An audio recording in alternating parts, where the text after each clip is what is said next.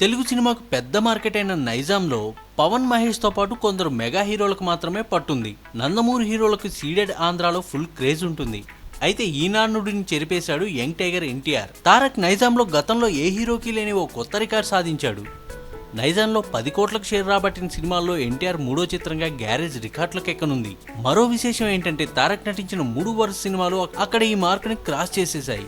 ఇలా వరుసగా 3 సినిమాలు నైజాంలో 10 కోట్లకు పైగా షేర్ పొందడం రికార్డుగా నిలిచింది. ఇక ఓవర్సీస్ లో సైతం ఎన్టీఆర్ నటించిన 3 వరుస సినిమాలు మిలియన్ మార్క్ క్రాస్ చేసేశాయి. ఇలా వరుసగా ఏ ఒక్క హీరో కూడా అటు ఓవర్సీస్ లో ఇటు 3 సార్లు మిలియన్ క్లబ్ లో ఇటు నైజాంలో 10 కోట్లకు పైగా వసూలు సాధించిన చిత్రాలు లేవట.